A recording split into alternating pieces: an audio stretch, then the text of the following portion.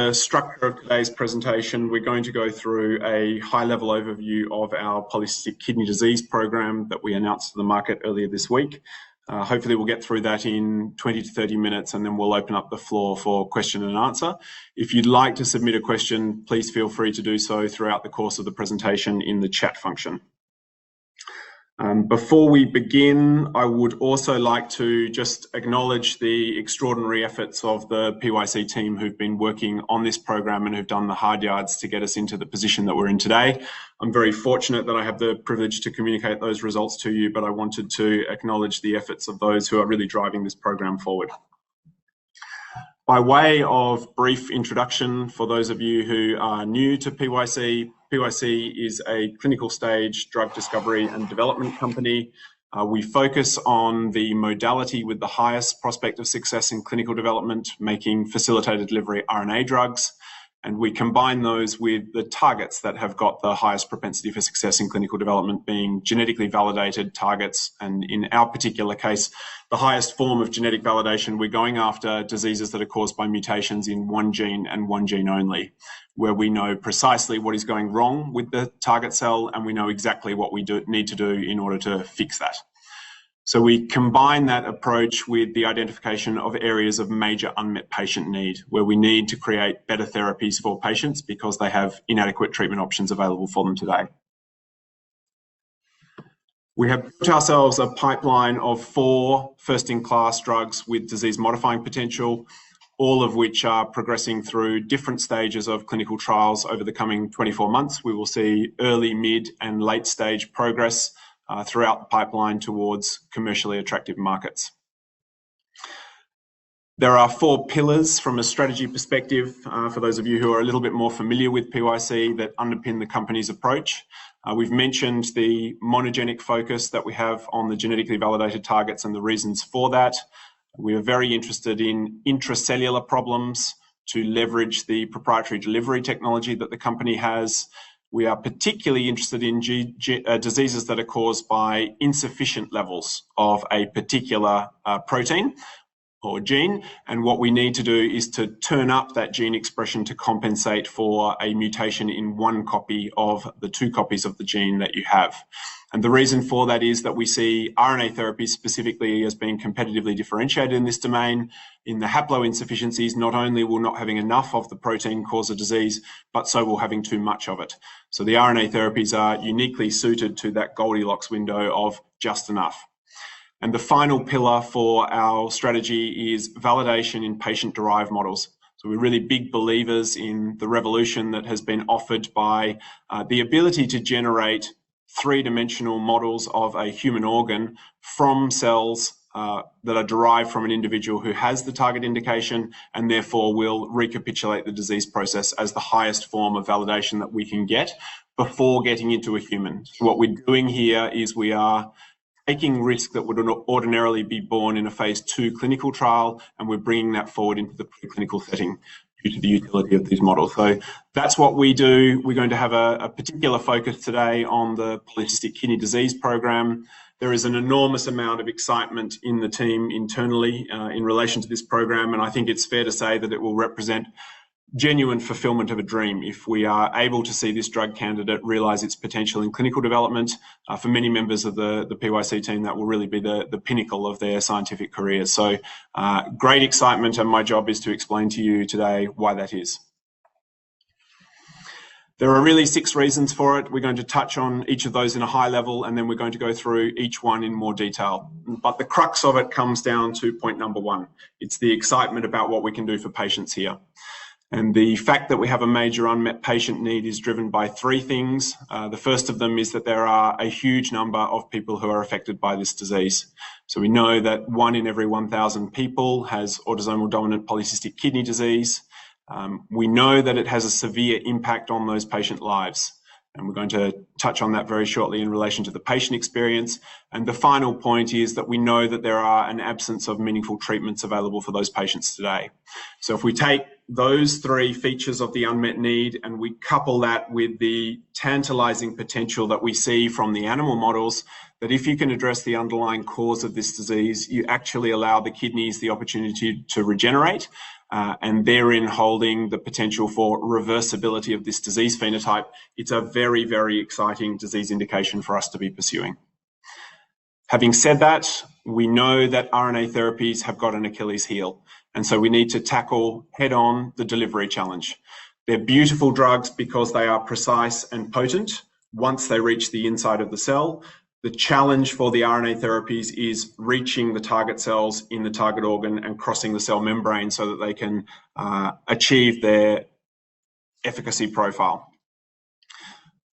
To round out the backward-looking point of the discussion today, we're going to touch on the killer experiment in this context, the model that gives us the maximum insight into what is likely to happen when this drug enters clinical development late next year. That was the subject of the announcement earlier this week. What we've done here is we have created a three-dimensional model of the kidney from a patient with end-stage polycystic kidney disease who's undergoing a renal transplant. They're receiving a donor organ. So we are the beneficiaries of some of the tissue from that kidney that has been removed from the patient to give us a very, very nice model for what is happening in this particular disease indication. When you couple that with point number 2, the in vivo data or the animal model data that shows us that we have got a very nice drug distribution profile to the target cells, and then we can see what happens once we are able to achieve effective delivery in the context of a human target cell, increase the missing gene expression, replace that protein that is the apex regulator of this disease, and then we see that downstream phenotypic correction. It's a very exciting combination to have. We'll transition then to a forward-looking view. We don't have to wait long until this asset is in clinical development. It's been announced at a later stage than some of PYC's earlier program. We have designated our clinical candidate, and we are currently conducting the manufacturing run to facilitate the GLP tox studies in non-human primates that will be required to see us into clinical development next year. Not only do we have a rapid path to clinical trials, we have a rapid path through clinical trials as well. So we have got a very nice template set out for us in relation to an accelerated approval pathway for this drug. That would suggest that on completion of a phase 2 trial, we can submit a new drug application and concurrently commercialise the drug candidate at the same time as running that post-approval confirmatory study looking at the functional impact. And I think we've got some friends from Regulus Therapeutics on today's call. I think those guys have done a very nice job in setting out the path to market. There's some additional FDA documentation in relation to the recognition of that path to market that is footnoted here if you want to have a deeper look at it. As we mentioned before, not only do we benefit from a greater than 5 times likelihood of success in clinical development, but when you couple that with the patient-derived models, we're really looking to push that even further north in this context. So we'll touch on that again. It's very much a cornerstone of the PYC strategy and what we do. All right, so PYC-003, a first-in-class drug candidate for the treatment of autosomal dominant polycystic kidney disease. We'll kick off a little bit. I'm not going to read this page. This just gives you a little bit of colour on the polycystic kidney disease patient perspective. I think for me, I often thought about the window in which the patient had developed the end-stage organ failure and they were dependent on dialysis and the impact on their life at that point, and in particular, post-transplant with the chronic immunosuppression. And having seen some of these patients, you're not left in any doubt as to the magnitude of the impact on their life then. What I think I had underappreciated was the manifestation of the disease prior to the progression to end-stage impact and organ failure there. And if you look at, in particular, these acute, unpredictable onsets of pain for these patients and just how life-altering they are, it's very clear that the impact of the disease is affecting them for a lot longer window than when the kidney is failing. What's happening in these patients to drive that symptomatology? The first issue that is occurring here, the apex problem, is an inadequacy or insufficiency of the polycystin 1 protein. And what that is causing is cysts to form throughout the kidney and to grow as the disease progresses and become filled with fluid. What is happening there is you are destroying the internal architecture of the kidney. And as you lose that internal architecture, it's no surprise that you're losing the functionality of that organ as well. And that is what is ultimately driving the end-stage renal failure in these patients. So we've mentioned before, autosomal dominant polycystic kidney disease affecting 1 in every 1,000 people. That's culminating between a global prevalence. Estimates vary anywhere between 5 and 14 million patients worldwide. So affecting an awful lot of people. And we know that the impact of the disease is profound. So more than half of patients will require a kidney transplant due to the disease by the age of 60. We also know that with the standard of care, we are not addressing the underlying cause of the disease. It is not tolerated by the majority of patients, and it comes with some very serious consequences from a lifestyle perspective that are certainly suboptimal. We've touched on this page before, and I just want to recognise the importance of the delivery challenge here. It's key for any player in the RNA therapeutic space, not just to acknowledge the fact that delivery is the fundamental challenge here, but ideally, and in PYC's case, it's a factor that we really try to differentiate on. So it's the situation today, for those who are less familiar with the industry, you can do almost anything that you want when you're inside a cell today. The tools that we have available are so extraordinary that we can affect really any change that we desire. The challenge doesn't lie so much in the precision therapy side, it lies in getting that precision therapy to every single cell that is affected by the disease in the context of the complexity of a living organism. So that's why this data is really beautiful. What it's showing you here, what you're looking at, is a cross-section of a mouse kidney following a single administration of a 10 milligram per kilogram dose of the mouse version of PYC-003. So we've changed the letter sequence because the mouse PKD gene is a little bit different from the human. But really what we're interested in here is the drug distribution profile. And what we see when we look at this is a broad, even and deep distribution profile within the target organ. So we have very much given ourselves conviction here that we have solved the delivery challenge. If you have a look at these little pink dots that are spread throughout the images, you're seeing an indication or a marker of the drug being present throughout the entirety of the organ. And I think one of the key things, we'll touch on competitive differentiation later, but if you're looking at the outside part of the kidney here, the renal cortex, you're looking at the red image at the top. The critical part here is that we are also seeing an even distribution throughout the renal medulla, where you've got some more sensitive architecture and the cysts are likely to have a phenotypic impact earlier. That's a very important point for us. We have got some additional data that has been already in the public domain in relation to the previous systemic studies that PYC has put out that shows we are getting fantastically high levels of this drug distributing to the kidney. We have chosen for ourselves a peptide that has got a very specific biodistribution profile that not only reaches the kidney but has this terrific distribution in the renal tubular epithelial cells affected by the disease. We have got a little bit, we've chosen specifically chosen a peptide that has got a little bit of off-target distribution to the liver as well, because we know that for PKD1 patients, polycystic kidney disease patients generally, liver cysts are a secondary feature. So we're actually hopeful that some of the secondary elements of the disease will be affected by this as well. But we were extremely fortunate with the diversity of offering of our peptide libraries to have been able to have chosen a delivery technology that is so well suited to this indication. There'll be a technical data pack that follows this presentation coming out to market, and you will see a drug recovery assay showing 1 million nanograms per gram present within the target organ. And that is staying at very high levels throughout day 28, which is suggesting that we're going to get a very nice long dosing interval for these patients as well. Just to put that into context for you, in our RP11 program that's entered clinical development, when we put the drug right next to the non-human primate retina, we're looking at drug recovery within the retina of around 50,000 nanograms per gram. So we have got about a 20-fold outperformance in the context of this particular indication. We really have nailed that delivery challenge. So having overcome the delivery challenge, the next question then is, how do we get the most accurate prediction of what is going to happen in clinical development? And here we want to direct our attention towards the killer experiment. We want to go straight for the gold standard model that is going to give us that maximum insight on exactly what's going to happen when we get into a human. There's no better model for doing that, as you can see illustrated here, than taking a three-dimensional model directly from a patient who has autosomal dominant polycystic kidney disease and having a look at the effect of our drug in that context. I think in that context, you'll have some understanding of why we were so excited to see what we've seen in the release to market on Monday. I'm going to draw your attention down here to the right-hand side of the page where you're seeing these two pictures. What we've got here is a three-dimensional model of a ADPKD kidney. So what's happened, to give you a little bit of background information, a tissue sample has been taken from the kidney that has come out of the ADPKD patient. It has been grown in a 3D format to give us some of the complexity of the organ itself. And it has been treated with a bunch of accelerants that are trying to simulate many years of disease progression in a very short window of time, about a week the assay runs for. And so what we're doing here is we're artificially pushing these cysts to grow very quickly.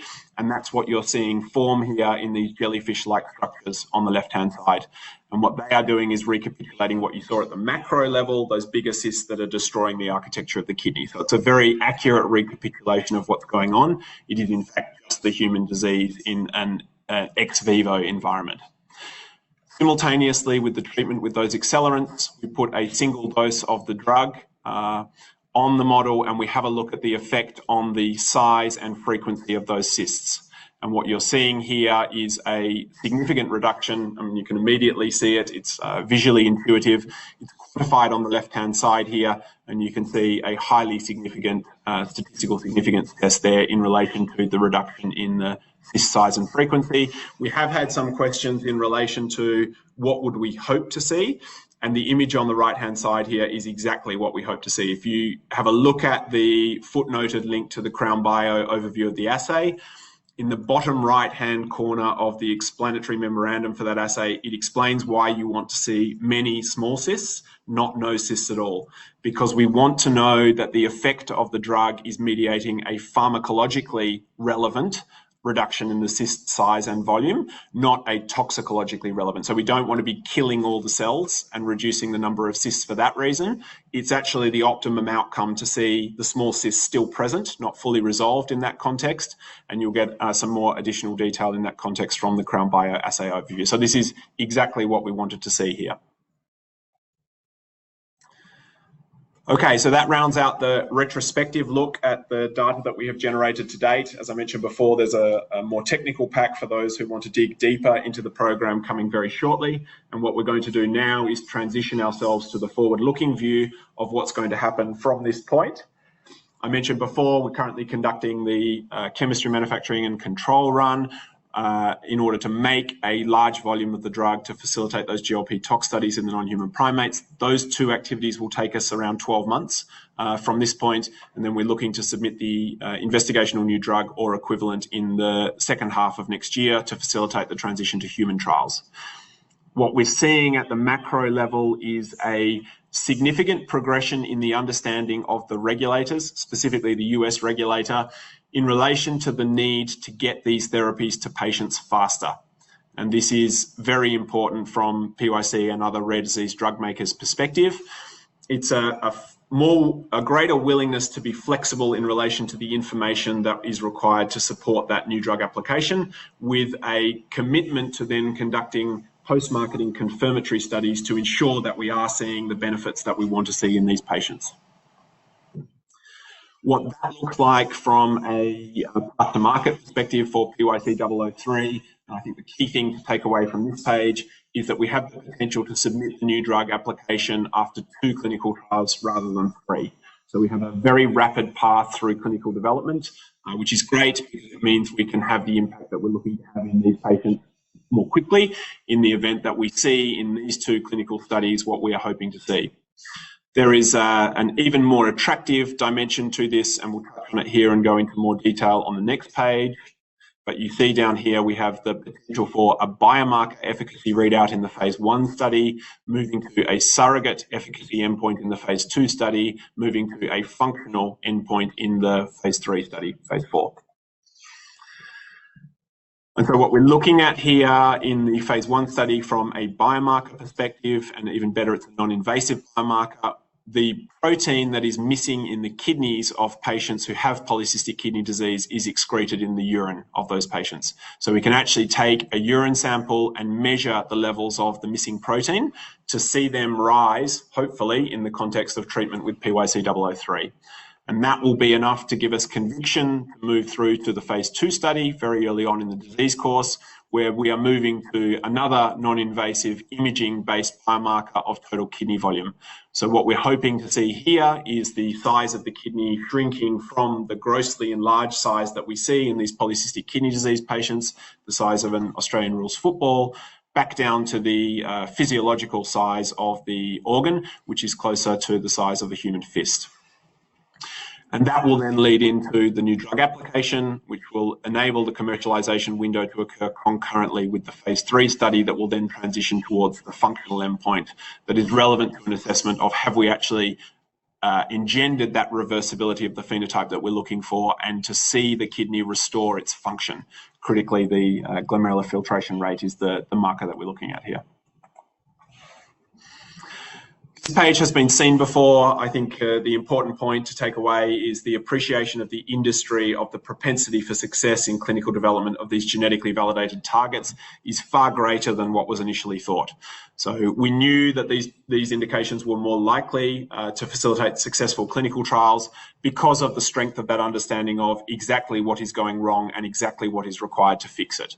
What we didn't know was just how much more likely these indications were to lend themselves to successful clinical trials. I think the industry had understood somewhere between 2 to 3 times more likely. The more recent evidence is that that's actually somewhere between 5 to 8 times more likely.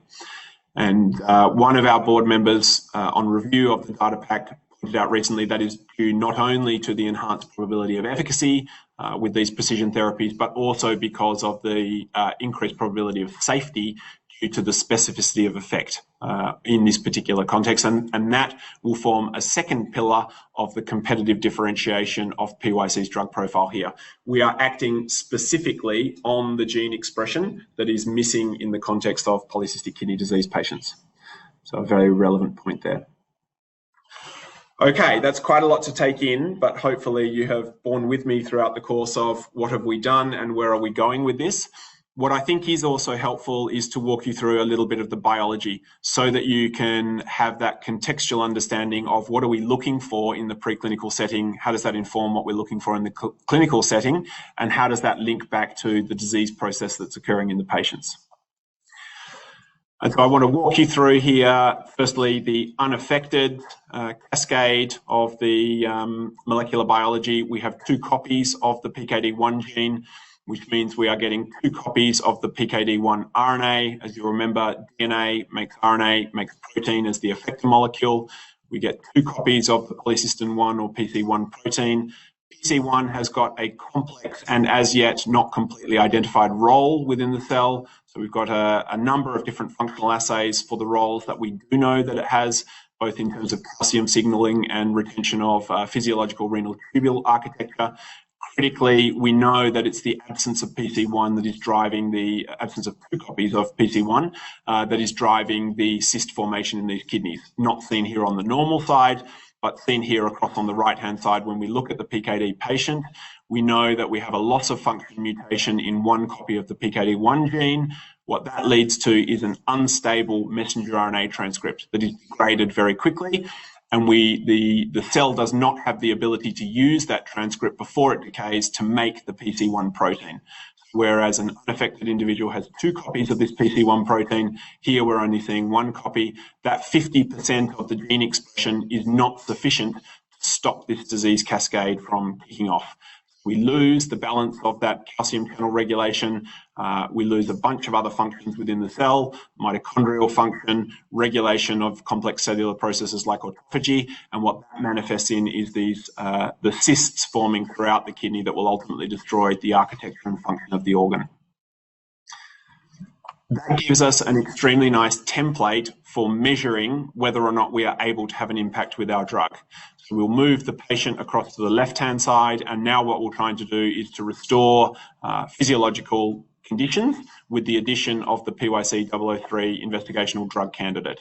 So what's happening here is we have the same situation with respect to a loss of function mutation in 1 copy of the PKD1 gene. We have that same unstable messenger RNA transcript that is being degraded very quickly.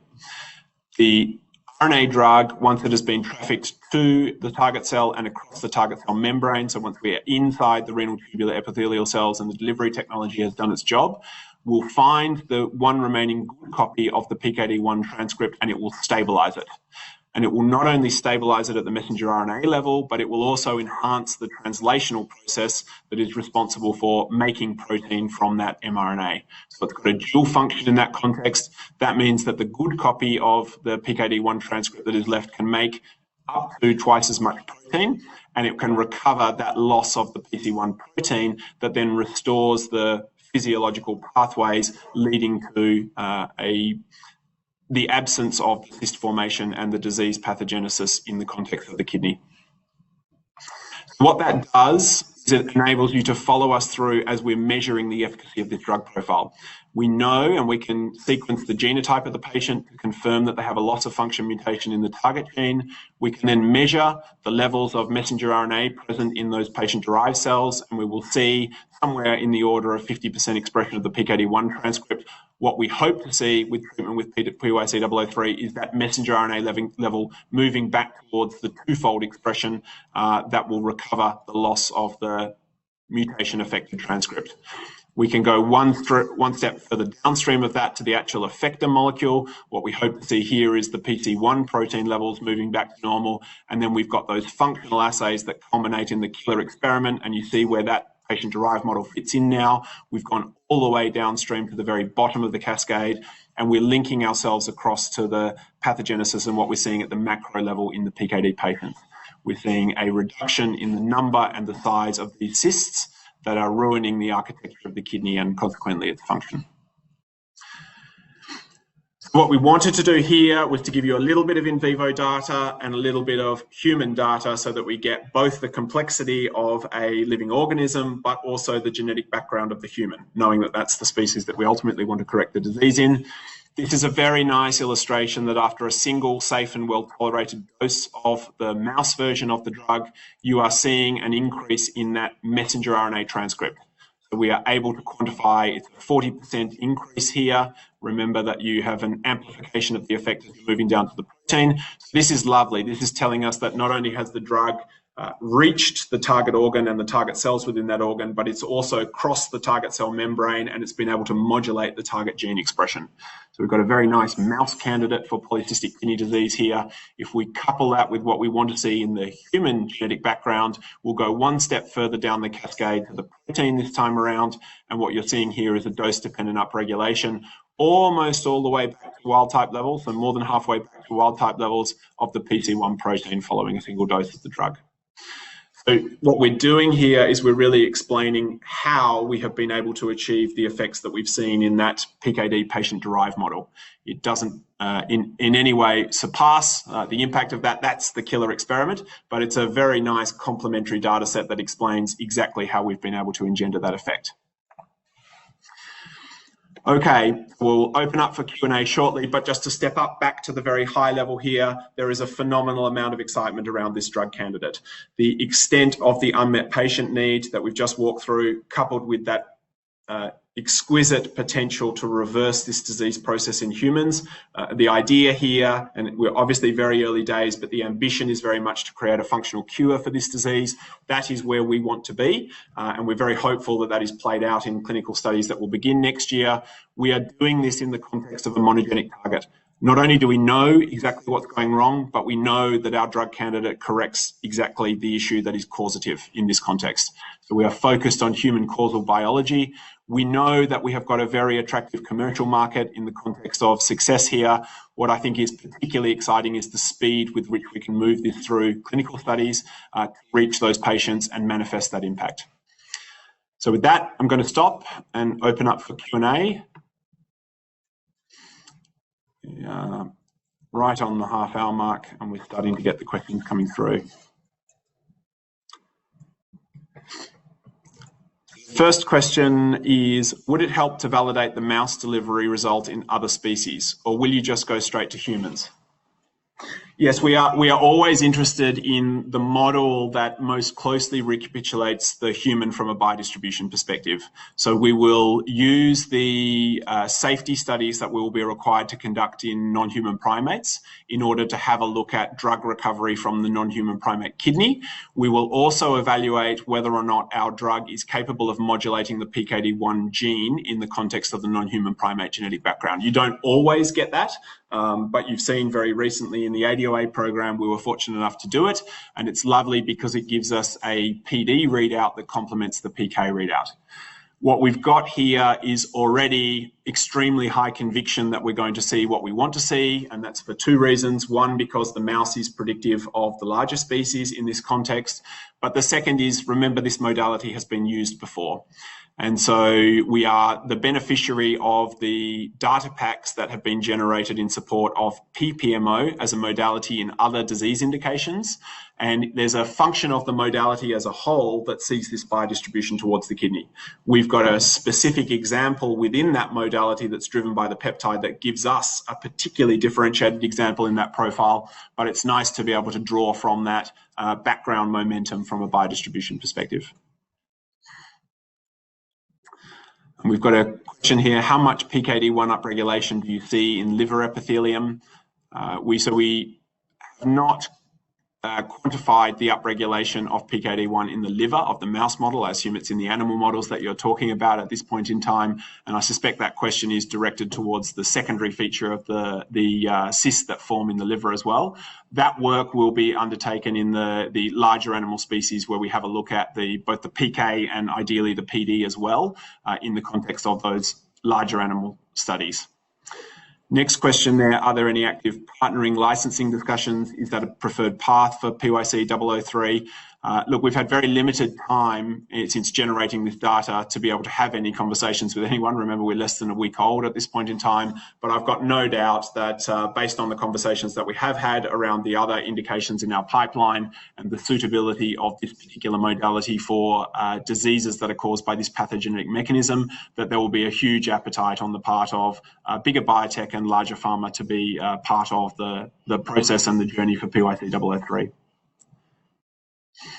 The next question, sorry, I'm just trying to keep up, the screen's moving. I wondered how you're thinking about the fact that most people are not diagnosed until the cysts are quite large and hence impacted kidney function is quite progressed. If you're able to reduce the size of the cysts, is it the case that kidney function can be restored, i.e. the reduction in GFR, etc.? Yes, that's a really good question, and I think that's the cascade that is to be played out in the context of the gene modulation and the biomarker readout. We get the surrogate endpoint in relation to shrinking of the kidney size, which gives you a very good indication that you are able to reverse those cysts exactly as you point out. And then ultimately what is important is that we are restoring the function of that organ. And so, yes, that's exactly what's been seen in animal models. We don't know whether it's the case in humans or not yet, because we haven't had a disease-modifying drug that has moved far enough through clinical development to give us that answer. But that is exactly what we expect to see based on the non-clinical models that are available to date, and what we are hoping to see as we move our candidate forwards into clinical development. Is 2 times the expression increase in the normal allele required, or are you expecting a graded response scaled by upregulation? Yeah, an interesting question. So the hypothesis for disease causation in this indication is what we call a threshold effect. So these patients don't manifest the disease in the very early years of their life when they have a 50% expression profile of PKD1. What happens is that as you age, you are getting a decrease in your PKD1 expression over time. And when you drop below a critical threshold, we don't know quite where that is it 45%, 40%? That's when you're starting to see a significant acceleration in the disease progression at that point in time. And what that suggests to us is that there is probably quite a subtle disease correction threshold that sits somewhere, possibly somewhere even between that lower level of expression in the older individual and the 50% expression seen at the earlier parts of life, but certainly that we would hope that the increase back towards 60% upregulation that we are seeing in the context of PC1, in the context of the human background, should be sufficient to cross the disease correction threshold, and that's supported by what you're seeing in the patient-derived models. Remember, those are very end-stage patients, and so to see the impact on the disease phenotype in the context of that model was particularly encouraging. Have any measures been taken to protect this technology from being copied? Yes, we have got composition of matter intellectual property protection over the delivery technology, and we have also filed for provisional patent protection over the RNA sequence itself. We've got the accompanying freedom to operate perspectives from the IP attorneys, and we're progressing through the intellectual property pathway in that regard. Would we consider partnering with another pharma company in the development of the PKD trials to help meet the costs? It's possible the costs associated with the early stage trials in particular are not excessive, and they are currently within budget for PYC. So we're hopeful that we don't need to do that. Sorry, I've just lost that question. Did you dismiss it, Andrew? Oh, that's okay. Yeah, so we're hopeful that we can take this independently through to a position of additional validation whereby the terms of the discussion are in favour of PYC. We've got a lot of conviction in relation to the progression of where we're going from this point in time. We have got ongoing conversations, as you're aware, throughout the pipeline with potential partners. I think we would benefit from the validation that comes with working with an external team. I think there are groups out there who could add a lot to the program as well, and we're certainly very open-minded to having conversations with them. What is the likelihood that a gene realised reduction in cyst size will be associated with improved renal function? I think that's what we're seeing from the non-clinical models. As we spoke about beforehand, if we re-express the PC1 protein in mice, we do see an improvement in the renal function in EGFR in that context. And so that's very encouraging for us. It's also encouraging to have seen in the context of the patient-derived ex vivo model, a restoration, at least at the micro level in the 3D models of the disease, a reduction in that cyst volume that could afford restoration of renal function. We know that the renal tubular epithelial cells have the ability to regenerate after acute kidney injury in the context of other disease formats. So we have a very high degree of conviction that we will see that improved renal function. But the key there is what we see in humans. And so we can't answer that question until we get into clinical development. But what we have got is a very strong ingoing hypothesis that that is what we're going to see. What is the relative importance of delivery to the renal medulla in comparison to the renal cortex? This is a good point. This is a feature that is exciting the clinicians in this space. And in particular, we've got a lot of help from clinicians in the US who are very excited to be part of this program. They have looked at the non-clinical data pack here and have called out that drug distribution based on the images that we've seen in the in vivo studies conducted to date as being critical, because we know that cysts are forming in the renal medulla, and we know that we've got some very sensitive architecture of the kidney as you're moving through to the collecting ducts in that context that can cause symptoms of the disease very early on in the disease course, as opposed to what we're likely to see in the renal cortex. So it's equally important, both cortex and medulla, and it's that even, broad and deep distribution facilitated by this peptide, the delivery technology, that has got us particularly excited in that context. Will all stages of PKD benefit from the drug, and would the drug be directly injected into the kidney? I'll take the first question first. We know that patients who progress to fibrotic change or scarring within the kidney are likely to be too late for the restoration of function, if indeed that plays out in clinical development. So there will certainly be some patients who are so advanced that they are not likely to benefit significantly.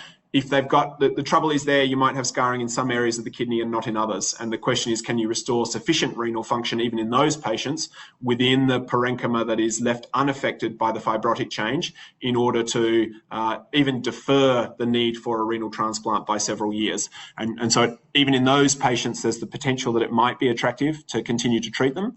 So we'll have to wait and see. We are early on in the course of looking at the addressable patient population, but the numbers that we are landing on in discussion with the experts in the space are somewhere in the order of 60 to 70% of patients at this point in time. Will the drug need to be directly injected into the kidney? No. This will be an intravenous route of administration. And so if you think about a patient who's coming to the hospital 3 times a week for hemodialysis, or even those in the earlier stage of disease, to have an intravenously administered drug is not a problem at all. In particular, because of the very durable profile that we're seeing in the kidney, it looks at this point like it might be a 6 to 8 week dosing interval. It's very convenient from a patient perspective and very non-invasive.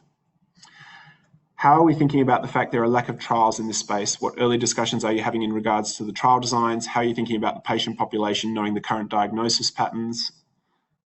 Identifying patients early enough in the disease course. Okay, so there are 2 sets of conversations, and remember, we're early in the planning for the clinical trials. It's happening in the US. If you can just leave that question up, because there's a few elements to it, Andrew. There's discussions that are happening in terms of setting ourselves up for the clinical trials in the US. We already know, and again, we benefit from the nice work that has been done by Regulus Therapeutics in this context. There are half a dozen drugs that are in clinical development for ADPKD. And speaking to the clinicians, really the only drug that they're capable of consenting their patients for is the Regulus molecule. because patients understand the prospect of the disease-modifying nature of that candidate. And so we expect to benefit from a very similar profile. We've got a lot of the clinicians who are involved in treating these PKD patients at the major centres in the US interested on board, joining the Scientific Advisory Committee for PYC and helping us progress this drug into clinical trials and towards patients. So having those conversations is very helpful. We're thinking about the patient population, knowing the current diagnosis patterns and identifying patients early enough in the disease. For many patients, and remember this is an autosomal dominant disease, so they know very early on that they're at risk of it. There is a far greater focus on genotyping these days, and there are in the context of having severe disease manifestations and not having any available treatments, there are many patients who are eager and willing to be involved in clinical trials. So we are not anticipating having any issues in that regard. In the context of this program, the others running concurrently, is PYC adequately resourced and equally importantly funded to execute and expedite on these programs to the point of having them released? I think this is one of the really exciting things about PYC. We're not a single asset company. There is an enormous amount of portfolio theory and effect at play throughout our pipeline. Each one of these candidates is incredibly attractive in its own right. The first two we've spoken about at length, the RP11 candidate and ADOA. What we get with the PKD1 and the Phelan-McDermid program is evidence in the non-clinical setting that you've got a dimension of reversibility of the disease process.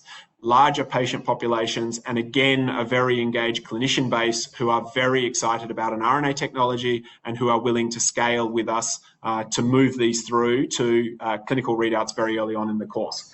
One of the other factors and features of PYC is the capital efficiency with which we operate. There is no other company who is undertaking the scale of work that PYC is undertaking at the level of cost efficiency that we are. We see our peers in the US spending a multiple of what we are progressing individual drug candidates forward, some of them who have not yet even progressed to clinical development. So we are operating at the minute somewhere between 25 and 30% of the operating costs of our peers, in large part due to the capital efficiency of the Australian environment and the R&D rebate and the lower cost base associated with businesses in Australia and the very lean model that PYC has. So what I can tell you is you're getting extraordinary bang for your buck in that context.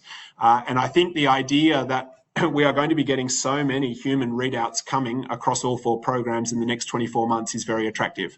So we certainly retain the ability to top up the company's cash reserves with upfront components and milestone payments from licensing transactions. It's obviously not a good time in the industry in terms of the recognition of the value of these life sciences companies. That will turn at some point as well.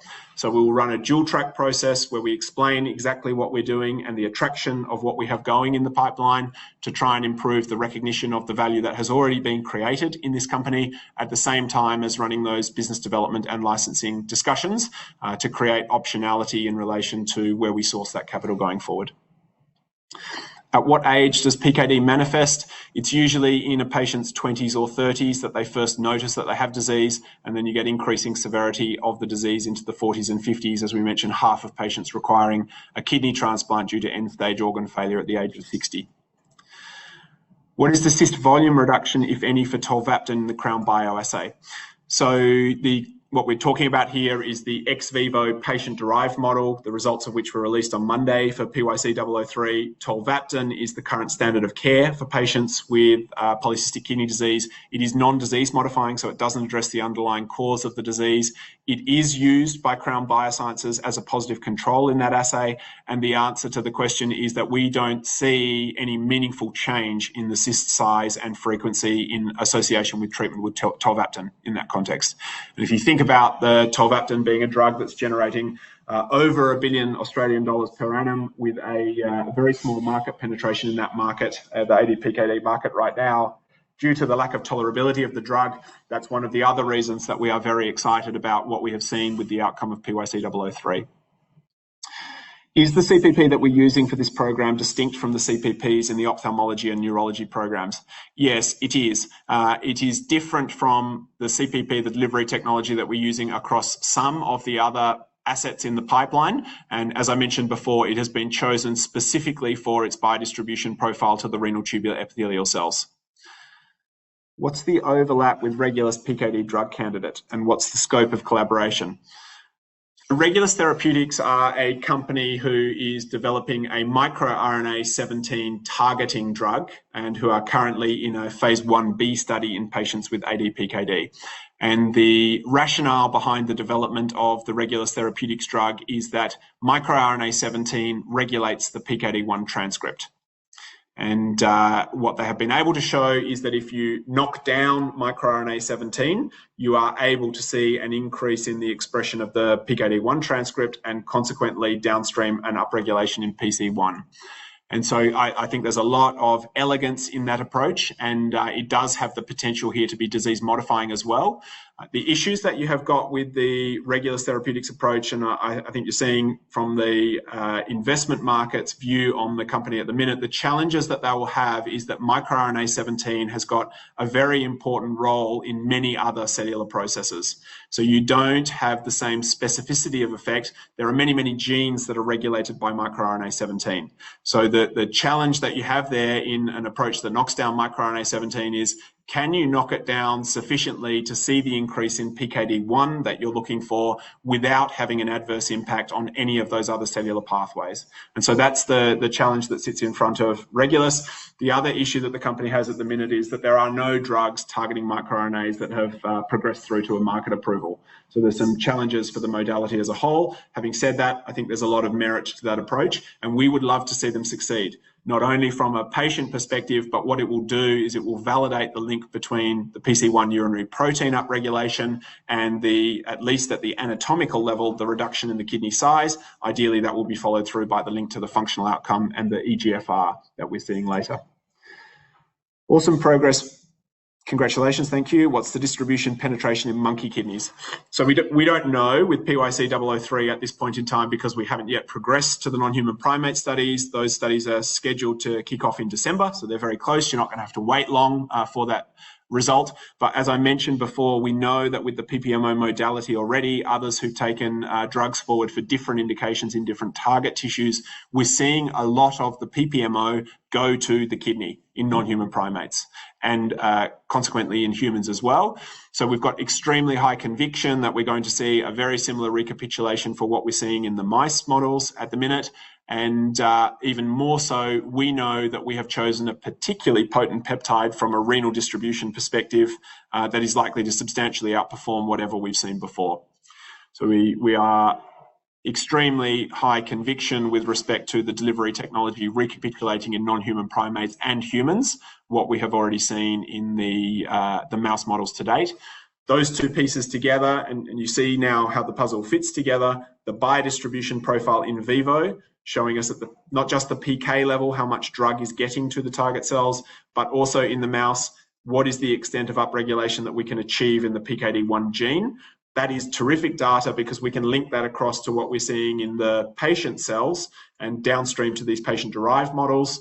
What does that increase in PC1 expression do in relation to the downstream functional issue, the cyst formation that is ultimately driving the disease in these patients?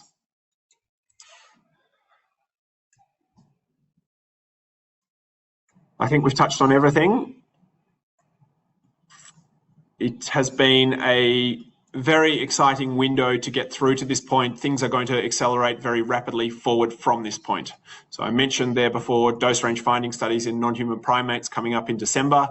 We'll be transitioning through to the GLP tox studies early next year, compiling the data from those studies coupled with what we have already seen into the regulatory submission to enable that transition to human studies. We know that we've got a very rapid path through those human studies. We're very, very much looking forward to seeing what this drug can do for patients. Thanks very much, everyone, for your attendance. We look forward to updating you in the near future in relation to the progress of this candidate.